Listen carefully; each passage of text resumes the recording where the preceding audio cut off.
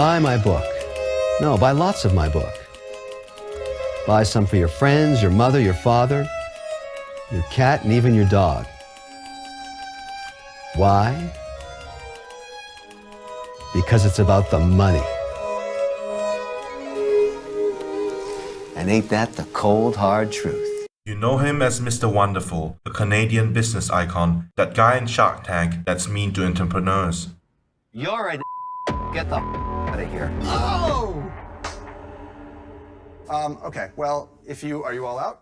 You. Today we are going to explore how Kevin O'Leary got rich and did he earn his success. In the beginning, Kevin O'Leary worked at the marketing department at the Nabisco company. There wasn't much that happened there, but Kevin would later state that the skills he learned would help him in his future companies. Kevin's journey truly began after he left Nabisco. He decided to start a company to make shows for TV. The company saw some successes through their sports programming and documentary series. Doing pretty good there. There's Park.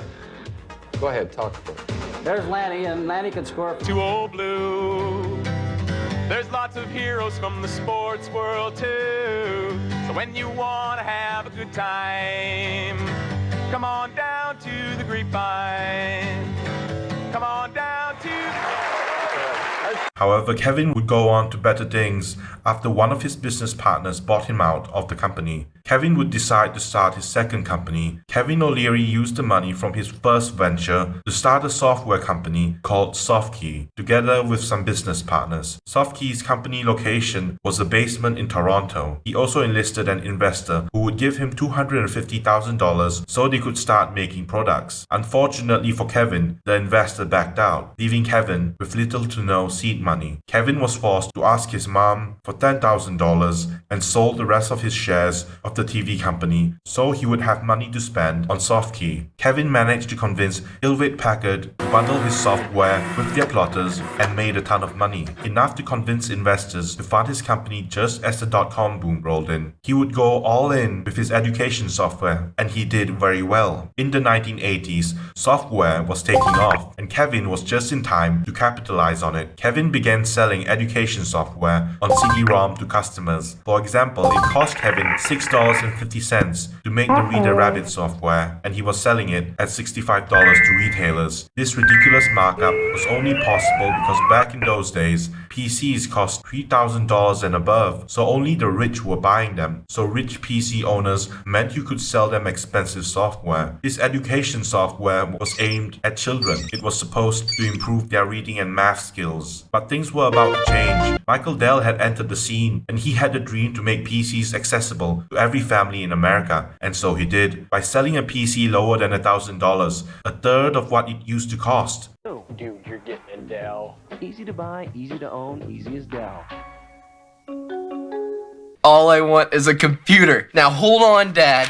It's just $849 for all of this. A Dell computer, speakers, monitor, 1 year of MSN internet access, an Intel Pentium 3 processor, which is awesome. And Dell will even throw in your choice of a free printer. These days, you can get a decent Windows PC for $600 and maybe build an even cheaper one yourself. You could even get a laptop for $100 or less. But back then, what Michael Dell did was nothing short of revolutionary, and a certain Mr. Wonderful was about to capitalize on it all, only he didn't know it yet. Kevin's lucky break would come in 1995. Kevin was at the conference that year called Comdex. It was a large conference which was held every year, and all the top computer and software guys would be there. Kevin O'Leary had a Keysoft booth, so they could market products to buyers interested in their education software. This was when a man from QVC walked up to him. What happened next would change his life forever. Now the QVC network was a large entertainment company at the time, and still is today. It reached over millions of people back in the day through live television, and many would buy consumer goods and services through the QVC network. The man from QVC told Kevin the business model of selling education software, like Kevin's, for $129 was outdated. The QVC man told Kevin the first $999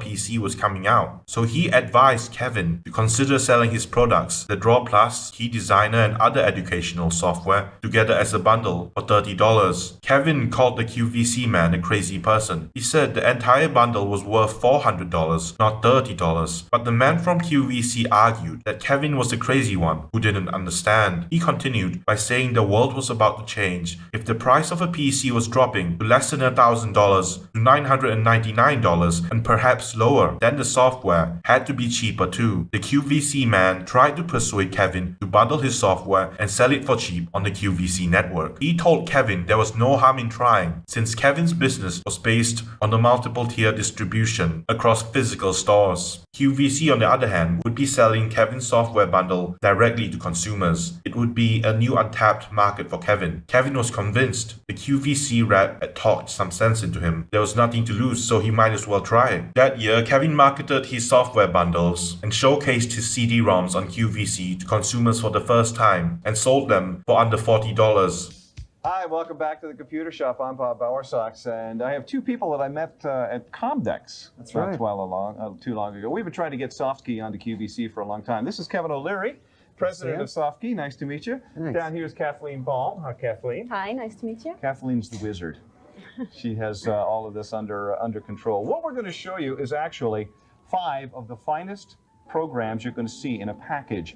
And what is so nice about this is that you get them as an exclusive package. One thing that we can do here at QVC, if you're not a QVC viewer, you'll have no access to this Softkey 5-pack. It's only $39.62. It's item E11499. It includes BodyWorks 4.0, Key Design Center 3D, Time Almanac 1995, the Silver Platter Cookbook, and the MPC Internet Wizard, all in one package for under $40. This is all CD-ROM. The response was immediate. Tons of consumers watching the QVC network on their telly bought Kevin's Keysoft bundles. It was unbelievable. There were countless sales within minutes. The numbers were crazy. Success attracts more success. A higher-up at Walmart saw Kevin's success with his education software bundles and called Kevin O'Leary through the phone to ask about his software. Walmart had never sold software before, so they wanted to partner with a player in the business which had a track record. After Kevin gained his track record from the QVC network, Walmart invited him over to have a talk. Walmart was the largest retailer in the USA, and they wanted to sell Kevin O'Leary's software in their stores. Kevin O'Leary pitched his software to the buyer at Walmart. He wanted Walmart to buy his software for $99, but offered to knock $10 off the purchase price if Walmart bought in bulk. What the Walmart buyer said in response shocked him. The guy said if Walmart was going to sell computers and other accessories like monitors, speakers, and other knickknacks, then Kevin's education software was worth $29.95. Kevin was shocked. He rejected the offer immediately. This was when the Walmart buyer corrected Kevin and told him, "No, you're going to sell it to me at $14. Kevin was losing his mind. The price of his education software had gone from $89 to a mere $14. Kevin argued that no one, not even his competitors, sold software CD-ROMs at those margins. But this was when the Walmart buyer dropped the bombshell. He said Walmart was confident they could sell 12 million software packages. Kevin was flawed. With so many units sold, the razor-thin margins didn't matter. The profits would still be enormous if he took the deals he had. Kevin accepted the offer immediately. He rushed back to his company and asked his investors for money to stamp out the CD-ROMs for Walmart. Massive manufacturing facilities were needed to stamp out those CDs, so they had to move fast. Walmart had put their money where their mouth was and sold millions of copies of Kevin's education software. Kevin O'Leary's company gained a ton of market share from the deal. They say you get lucky the longer you are in the business, and Kevin got lucky, very lucky. After that, Kevin went on a massive acquisition spree, buying up his competitors, firing non-essential staff, and only keeping the developers and their IP. Also, he could keep churning out products. However, this came at a cost. Kevin had spent too much money gobbling up the competition, so he had lost a lot of money in exchange for company assets and growth. This was when Mattel entered the picture. This was a very large toy company, and they agreed to acquire Kevin's learning company for $4 billion.